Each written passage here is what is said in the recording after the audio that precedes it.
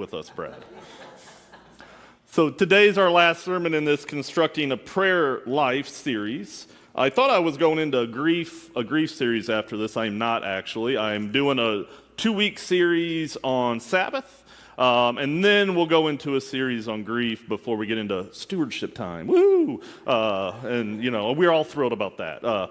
But I'm looking forward to these next couple series as well. I feel like maybe for us individually and even as a church, rest in a world of busyness is important, how we understand that. But I also know that for a lot of people this last year has been tough. Recently it's been tough. There's been a lot that you all have had to deal with personally, and even as a church community. And so I think the grief series will be hopefully a powerful one for all of us. So I've already done a sermon on lament, and so here I am again. And I will lament is kind of a core thing for me. It was something I didn't really know much about growing up, and I kind of discovered it really a handful of years ago, probably, maybe through COVID time. I don't know if that kind of spurred some stuff, especially when I really started doing my own anxieties, when I was kind of dealing with just the reality of my own losses in my life, my divorce and things like this that bring us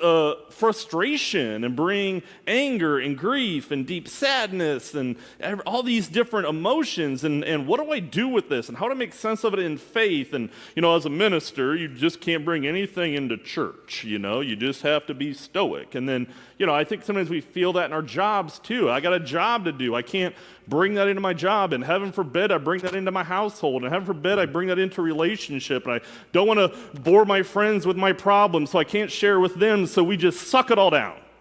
And that's not healthy for us. So lamenting is a really healthy way for us to express all these emotions that we have. And it is a prayer, right? When we think of prayer, we think of a prayer of blessing or a prayer of thanksgiving, right? We bless our food or we give God thanks for something. And that's majority of probably of our prayers. But being able to lament is a powerful one. Now, how many of you all turn up a song on the radio that just hits you and you just scream it out? Yeah? We got a few of those, right? Boy, I'm alone. That's the song that gets me. Let's go. I may have a couple of them, right? I used to like wearing the mask. Like people, like COVID time, people wore the mask driving the car. I learned, though, I could sing that song and nobody would know.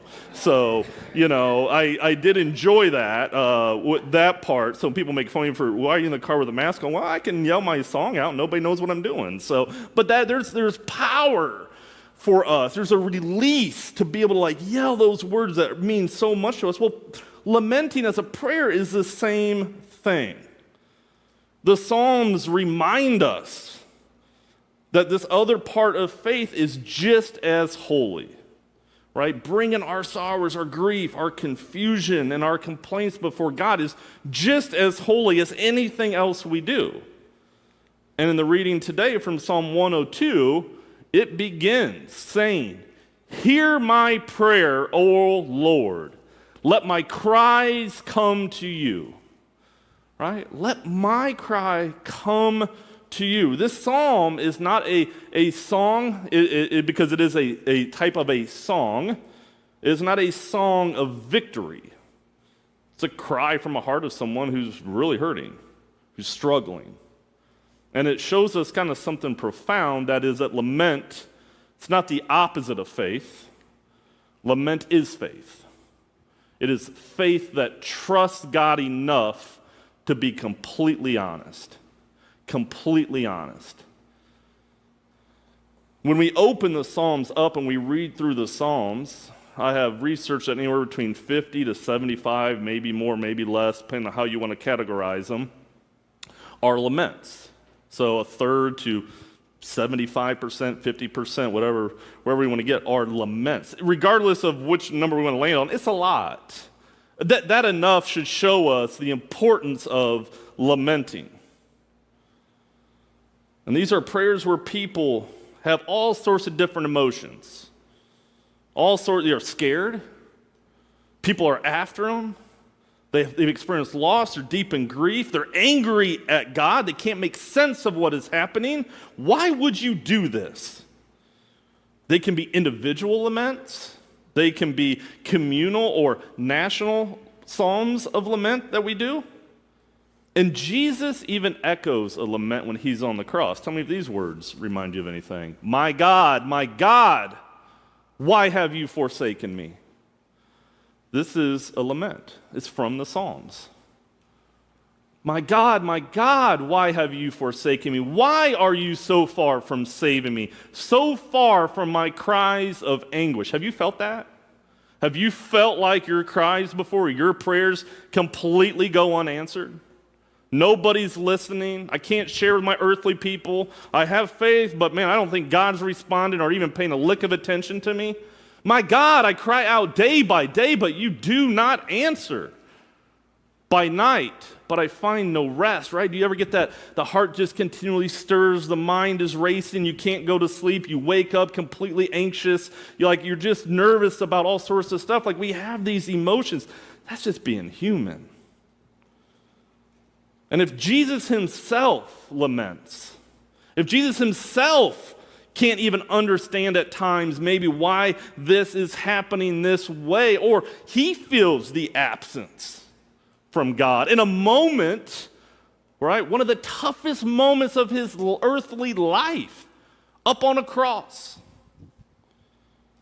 Sometimes we may feel that absence in just the little bits of our day. But that doesn't actually mean that God is absent. Because lament, while someone just may view it as a complaint, oh, quit whining, quit your complaining, get over it, it'll be fine, it'll work out. Everything happens for a reason. I wish I had pockets that just continue, I can pull out like a tennis ball and wing it when somebody tells, everything happens for a reason. What's the reason? That's a frustrating thing. What's the reason? This hurts. This is painful. What's God's reason? I don't get it. What's his reason for doing this? Well, maybe he needs another angel. No, God doesn't need another angel. God's the creator of the world. God don't need nothing. There's nothing I can provide God. This is just life. This is just life. This is how life goes. But gosh, dang it. To get through this life, I need some strength. I need some comfort. I need a release. I need some good words. I need some hope to get through this earthly life. Because many times these moments of struggle we turn to God and we say, where are you? I'm done with you. I'm done with faith. I'm done with church. You can't be good if you do this. You can't be all-knowing if you allow this. I'm done.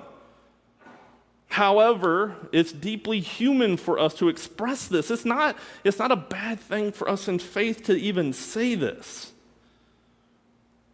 We shouldn't let our pain or our struggle push us away from relationships. We shouldn't let it push us away from God. It should challenge us to stay in that tension. I mean, the best relationships sometimes come from those heats of the battle, right? I mean, if you're in any kind of long-term relationship with someone, I don't care if it's a friend. I mean, if you're a guy in here, I don't know how it was when I was guys, when we were young, we just punch it out, right? We have words, we punch it out, we hug it out, and we move on. That's kind of how we operated at times. But that punching it out kind of grew that relationship. We sit there with the black eye and, drink a Fanta, or maybe later on it's a beer or something like that, and that was a good one. You got a good lick in there, man. Yeah, but still love you, buddy. Just don't. We're not going to do that again. We're gonna own up to whatever caused this relationship, but we're going to move forward and we're going to stay in that tension. Sometimes we do this on the human side. If you're in a marriage or any kind of long-term partnership, it's never always roses, but that fights, and those can, if you can stay in it and get through it. Sometimes you can't. Sometimes you don't need to, but if you can, sometimes it fuses that relationship and makes it even stronger. I think it works the same way with God, because it helps us to stay in that relationship. And I think for a lot of us, depending on the generations we were raised in, right? We were taught not to dwell on our feelings, right? Stay strong. Keep it together. Toughen up. Don't burden others, right? Anybody been told that before? Yeah. With kids, right? I love working with kids. And I remember, a lot of teenagers come and they have the most dramatic, issue going on in school that day. Michelle, you probably know this, right? We know this. And from an adult standpoint, it ain't that big of a deal. And it isn't that, come on. Unfortunately, that's how we respond to our children a lot of times. And I don't think that's healthy. Because for that child, whether in 6th grade or 11th grade or 2nd grade, that issue they're dealing with is big. It's of massive importance. So when we tell them, oh, it's not that big of a deal, just get over it, they bottle that down. They don't know how to express it. We teach them that, and we don't mean to, but we start to teach them that don't share your emotion. It's not valid. Choke it down. And we do this at a young age. And we do this with boys and with girls. Rather than teaching that this is healthy to feel that way, it's okay to express those emotions. It's okay to process that. Let's figure that out. And here's what we do forward, right? Because what happens when we push everything down? The grief still is there. The anger is still there. The confusion is still there. And it will manifest itself and create a wave of destruction that we may not ever understand until it's too late.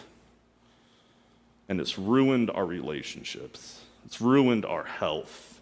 And it's ruined our faith. Because it shows up in our bodies. We carry it. It shows up in our anxiety. Those sleepless nights are a part of it. It even creates a physical illness. And modern psychology tells us what the Bible actually has been saying all along. Expressing our grief, naming our pain, it is healthy and it frees us. So when we lament, we give words to the weight that we carry, and in speaking it out loud and in prayer, in community and in tears, we actually open ourselves up to healing. We no longer have to carry it alone. Last week I talked about the beauty that I think of AA is that people come with this brokenness and they receive a community that will walk alongside them. Part of that call to worship I did, it can hit you a little bit if you go back and listen to it in a sense because it's not kind language maybe about how we feel, but it's okay to walk through those doors and feel like I'm a complete failure. I'm a complete failure. I failed at this. Okay, you owned it. Now let's go. Let's get to work. Let's figure this out together. And let's talk about that. Why do you feel that way? What do we do? Let's figure out ways to heal and rebuild. And to do that, we need hope. It's healthy for us. And the question is can we be courageous enough to be vulnerable in that way, individually? And I think for us as a church, can we create a space that welcomes that is okay with that is healthy enough to carry some of that burden for each other? Because that's what it is as a church.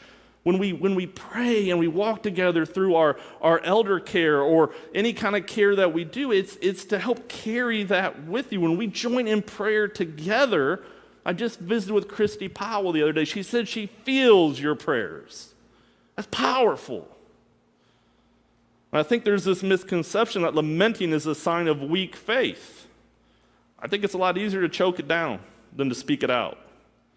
But really, lamenting is a sign of trust, right? If you're going to sit across from a friend and be honest about what you're dealing with or what's going on in your life, it takes an enormous amount of trust, right? To be that vulnerable. Have any of you ever just completely opened up your whole life to somebody and then they used it against you? I have. Boy, does that make it hard to do that again. Trust is foundational. The church has to be a place of trust for people. That when they walk through those doors with whatever brokenness they have, that we won't use it against them. In fact, it gives us an opportunity to love them. The same love that we wish we had.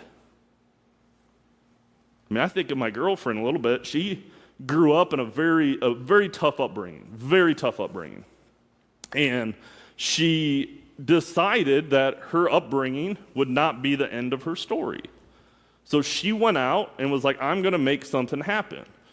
I'm going to get out of this situation that I'm in. She left home. Kind of got out on her own, graduated early college at 17, got a bachelor's at 19, got a master's at 21. She just recently got approved for foster care. Why? Because she wants to give a kid an opportunity and a space that she never had. Whew. That's using your pain, your circumstance for some good. Now, during that time, it was hard. Years and years and years, it was tough for her, but she actually turned more to faith. She got more involved with church. She got close to her youth minister, who's now one of her best friends. And now she's a minister. Now, it's not going to be everybody's story. You know, we do need more ministers. So we do need more pastors, don't we, Kathy? But you can use it. Now, God may not answer right there, but you don't know how God may be using you. If you can understand your pain, lean into it, now she gets this cool opportunity to give hope to other people. How can you use your pain, your grief, your hurt for some good? Right? Because lament has this power to connect us with one another when we share these struggles honestly. We create this trusting space. We create this space for others to share.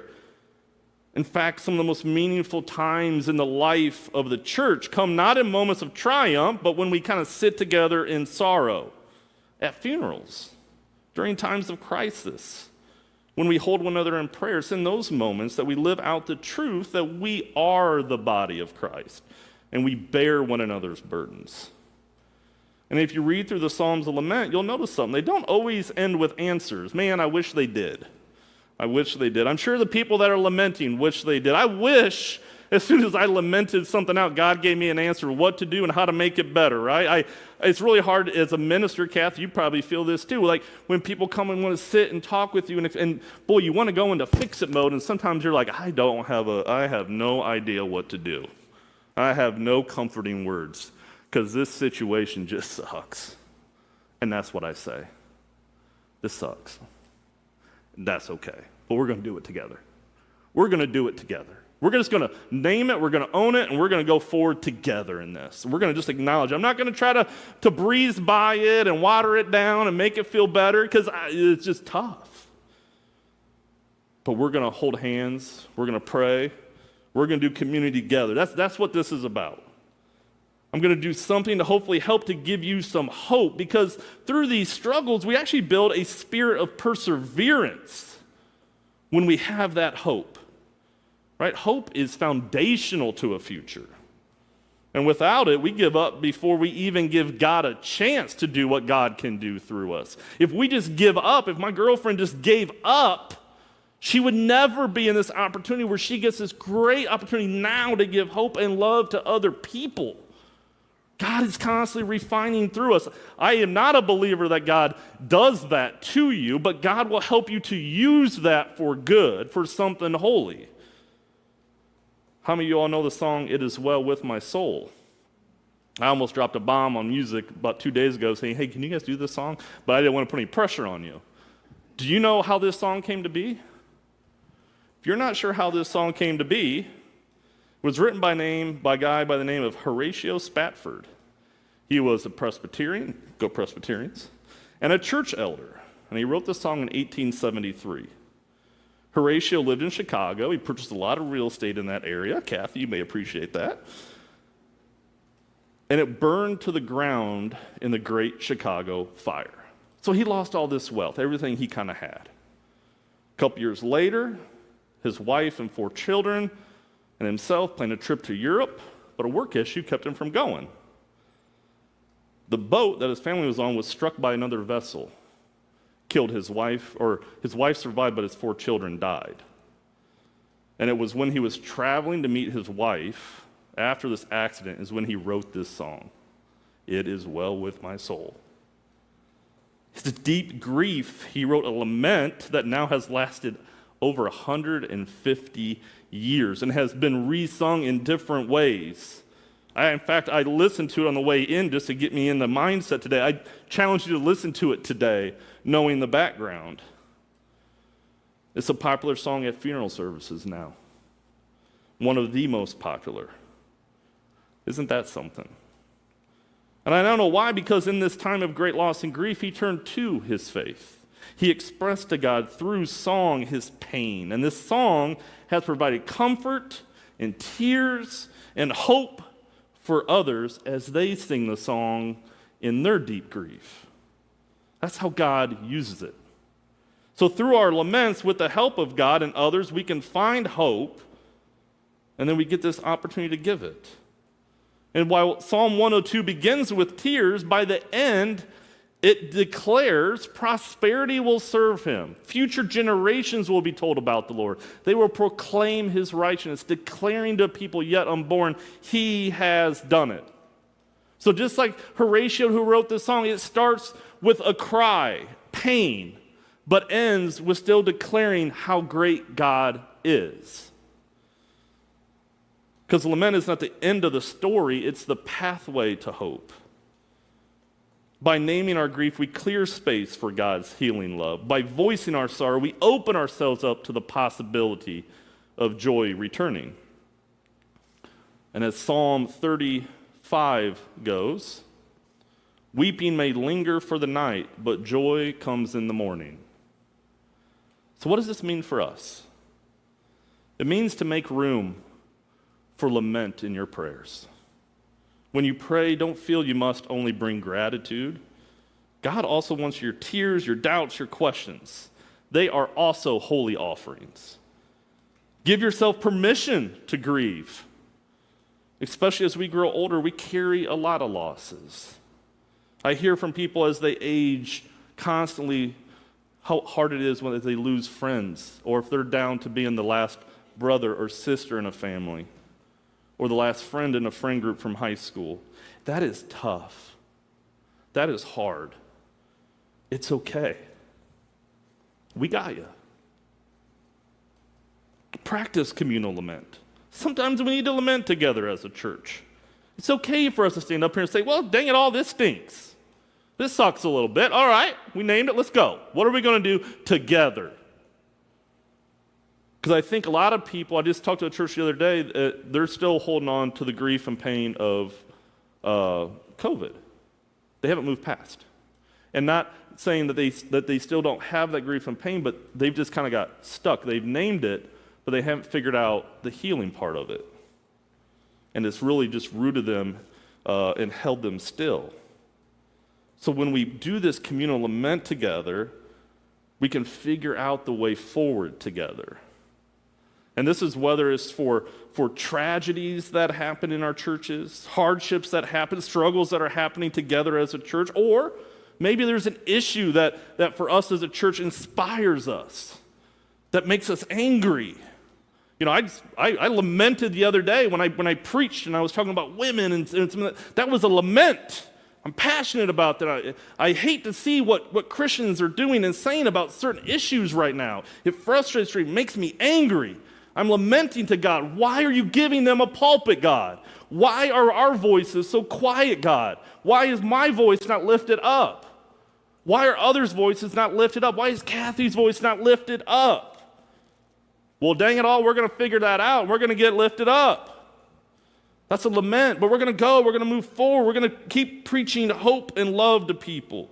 Because Psalm 102 teaches us that lament is not weakness, but strength. It is not faithlessness, but faith. It is not despair, but the doorway to hope.